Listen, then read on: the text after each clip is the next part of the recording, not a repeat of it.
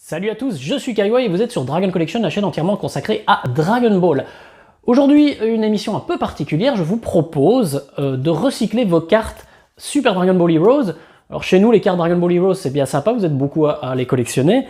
Malheureusement, à part les mettre dans un classeur, on ne peut pas en faire grand-chose puisqu'on n'a pas les bornes d'arcade disponibles chez nous pour pouvoir y jouer. Et donc, je vous propose simplement de recycler ces cartes pour en faire un jeu de bataille. Le jeu de bataille qui est le jeu le plus simple et le plus connu au monde, évidemment.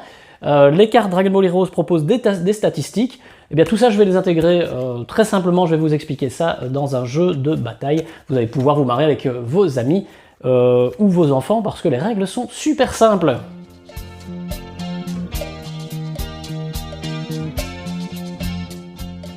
Alors la première étape, ça va être de distribuer tout simplement les cartes. Donc chaque joueur doit avoir 33 cartes.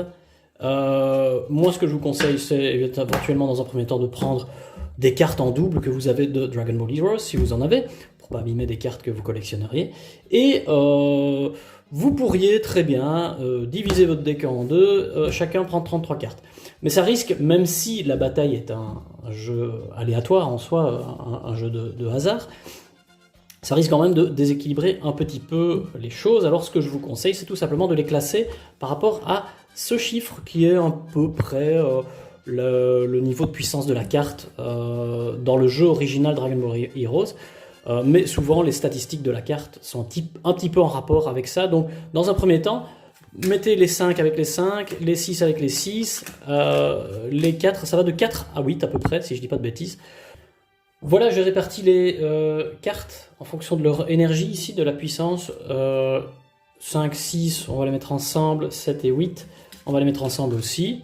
Regardez quand même une chose, le jeu pourrait être déséquilibré si vous gardez des cartes vraiment trop puissantes. Ici par exemple, bon, c'est avec l'expérience que vous verrez, mais ici vous avez une carte qui est à 5000 et à 5005 et 9000. Les deux statistiques sont très hautes, ça risque de déséquilibrer le jeu, donc on va la bannir. Vous allez répartir en fait entre deux les cartes pour que vous ayez chacun 33 cartes, en tout cas que vous ayez deux paquets de 33 cartes, avec autant de cartes 3 et 4, autant de cartes 6 et 5, et 5 et 6, et autant de cartes 7 et 8. Voilà, comme ça, les deux decks seront plus ou moins équilibrés. Voilà, maintenant que deux decks ont été établis avec des forces plus ou moins équivalente, en tout cas c'est le mieux qu'on puisse faire sans devoir passer des heures à éplucher les statistiques, c'est absolument pas le but. Et bien il reste 3 étapes maintenant avant de lancer vraiment la partie. Alors la première étape, ça va être de décider qui prend quel pack, quel deck.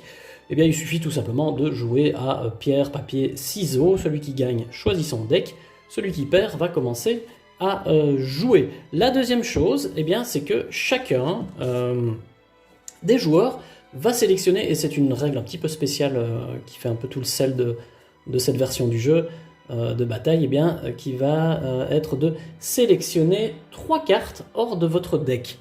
Alors comment faire?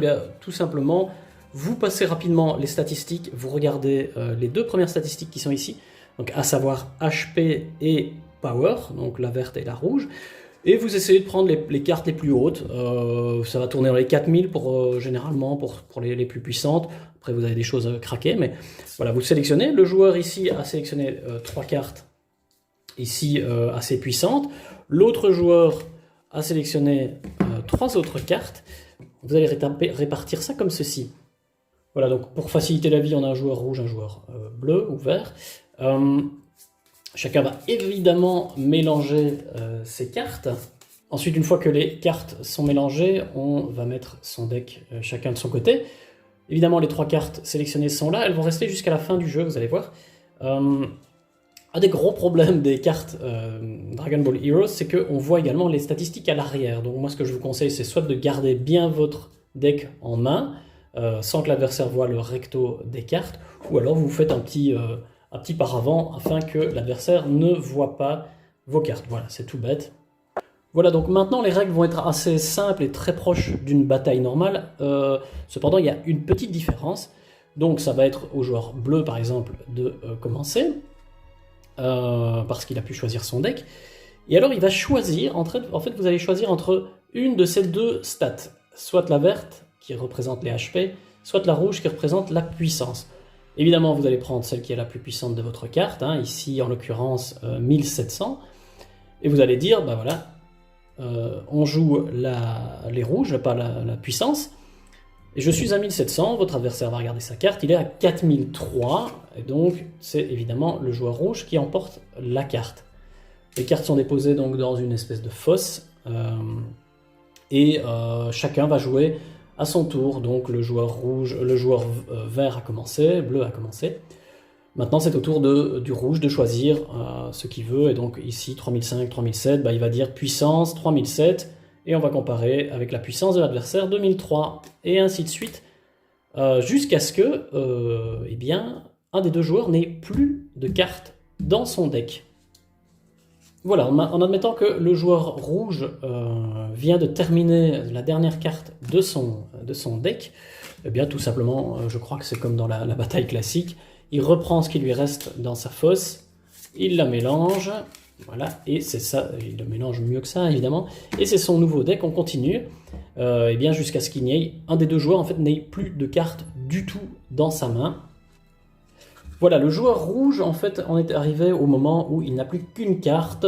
C'est à lui de jouer. Il annonce puissance 2300, l'adversaire à 4000. Et voilà, en temps normal, la bataille est finie. C'est le joueur bleu qui remporte la partie.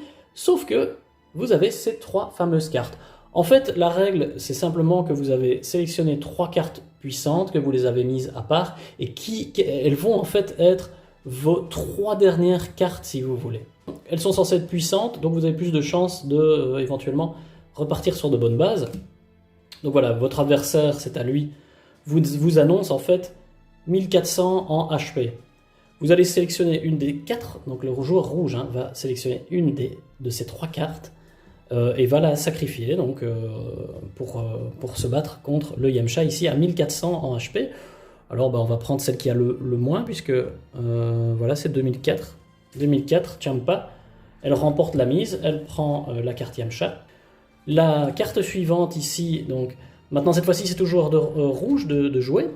Alors il va annoncer, il va y aller à fond, il va annoncer 7000 ou non, allez, 11 900 en HP, en puissance. Donc 11 900 ici. Évidemment, l'adversaire est quasiment sûr de perdre, hein, ici 1700, voilà, c'est parti. Vous voyez, le joueur rouge reprend au moins, il a une dernière petite chance. C'est au joueur bleu ou vert, il annonce 1500 en HP. Bien évidemment, le Vegeta ici est plus puissant, et c'est reparti. Vous voyez, le joueur rouge a eu de la chance, ces trois cartes héros ont remporté systématiquement la mise, et il est reparti avec 6 cartes qu'il mélange, et qui représente son deck. Évidemment, il n'a plus de dernière chance, donc la partie reprend normalement. Alors vous allez me dire, ok, mais tout le sel d'une bataille, justement, dans le jeu d'origine, c'est justement le moment de la bataille. Alors ici, on a une règle un peu spéciale et un peu sympa également. Donc, c'est au joueur rouge de jouer. Il a son Bardock et il annonce 2000 en HP. Ici, le joueur vert a un Goku avec 2000 HP, donc, du coup, tout le monde s'écrie « Bataille !» Les deux cartes sont mises côte à côte. Alors d'habitude, dans un jeu de bataille, on met deux cartes à l'envers, et puis on retourne deux cartes, et on voit qui gagne, et celui qui gagne remporte les 6 cartes, ou plus s'il y a plusieurs batailles d'affilée. Ici, c'est pas comme ça qu'on va fonctionner. C'était au joueur rouge de jouer, maintenant c'est au joueur vert de jouer. Et le but ici, ça va être en fait de diminuer cette troisième stat qui jusqu'ici n'a absolument pas servi. C'est la stat garde dans le jeu Dragon Ball Heroes. Donc ça a du sens d'utiliser cette stat. Elles sont en général entre 1000 et 3000 à peu près. Si vous voyez une stat qui est beaucoup trop haute, retirez peut-être la carte du jeu, bannissez-la, mais en général c'est entre 1000 et 3000. Le but, ça va être de réduire à 0 une des deux cartes. La première qui arrive à une garde à 0, eh bien, a perdu, et donc l'adversaire remporte toutes les cartes qui ont été accumulées. Comment est-ce qu'on va réduire cette statistique de garde? Eh bien, donc c'est au joueur vert de jouer. Avec son Dodoria, il annonce 2700 en force. Ici, le Trunks du joueur rouge a 2000. Alors, on fait la différence entre les deux, 2700 moins 2000, ça fait 700. Donc en fait, le joueur adverse, donc c'est lui hein, qui remporte la mise, 2700, on fait la différence, donc il y a 700 de différence, et donc le Bardock va prendre 700 dans sa garde. 1500 moins 700, eh bien ça fait 800. Je vous conseille de noter, il prend 700 de dégâts, il lui reste donc 800 points, il n'est pas encore à 0. Voilà, et alors les cartes inutilisées, bah, évidemment, elles vont être ajoutées ici. Celui qui remportera la mise chopera toutes les cartes. Donc c'est au tour du rouge, si je ne m'abuse, il faut toujours bien retenir évidemment. Et il annonce HP 2500 et le Trunks ici à 2300. C'est lui qui gagne évidemment. Il y a une différence de 200, et donc le Goku ici prend 200 de dégâts, il lui reste 1300. Je pense que vous commencez à comprendre ce qui se passe. Et on continue. Alors ça peut s'accumuler, hein. Si la garde est très haute, on peut vraiment avoir pas mal de cartes ici. Donc la bataille, c'est vraiment un moment important.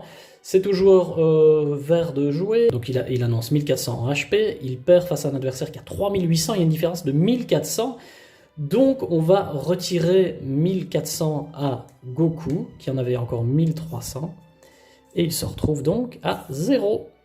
Voilà, c'est donc le joueur rouge qui remporte la mise, puisque le Goku adverse est arrivé à une garde de 0. Voilà comment se déroulent les petites batailles, vous voyez, elles sont sympas. Donc, si par exemple un adversaire, un des deux, n'avait plus de cartes, et avait néanmoins était en train de faire une bataille, mais n'a plus de cartes dans sa main, eh bien, il va quand même utiliser les cartes qui sont ici. Hein. De la même manière que je vous l'ai expliqué avant, il va utiliser ces cartes avec la même règle. Bon, évidemment, il y a de fortes chances qu'il en arrive vite à 0 et qu'il perde la partie. Voilà, vous avez compris les règles principales du jeu de bataille Dragon Ball Heroes. Voilà, on en termine avec un rapide résumé donc, des règles du jeu. Vous avez 66 cartes Dragon Ball Heroes, vous les divisez en 2 decks de 33 cartes. Forcément, vous essayez plus ou moins que les 2 decks soient équitables en regardant en fait la stat d'énergie que vous trouvez en bas à droite. Et vous essayez que voilà, il y ait autant de 4 dans chaque paquet, de 6, de 7, de 8. Voilà. Et puis ensuite, vous sélectionnez, chacun des joueurs sélectionne 3 cartes Heroes en essayant rapidement de prendre les 3 cartes avec les plus grosses stats de HP et de Power, vu que c'est ça qu'on utilise durant la bataille. Ensuite, on compare, chacun son tour, hein, on compare les HP ou les Power, c'est un choix. Vous choisissez soit le HP, soit les Power de votre carte et vous les comparez à celles de votre adversaire. N'oubliez pas que l'arrière des cartes Dragon Ball Heroes montre en fait les stats de votre carte, donc essayez de les cacher d'une manière ou d'une autre à votre adversaire, c'est la seule petite chose auquel vous devez faire attention. Ensuite, quand il y a une bataille, eh bien, on doit essayer de réduire chacun son tour la garde, la statistique jaune, la garde de l'adversaire, et pour ça, munissez-vous peut-être d'un papier pour réduire petit à petit la garde jusqu'à 0, et notez, pour pas oublier, voilà, en retenant bien que c'est chacun son tour qu'on joue. Ensuite, eh bien écoutez, une fois que vous n'avez plus de cartes, c'est perdu, vous avez les 3 dernières cartes, les Heroes, qui doivent être utilisées comme dernière carte. Donc de la même manière que des cartes normales, simplement que vous pouvez choisir une des 3 à la toute fin, donc vous choisissez la carte que vous utilisez pour telle ou telle confrontation en toute fin de partie. Voilà, c'est un peu la dernière chance.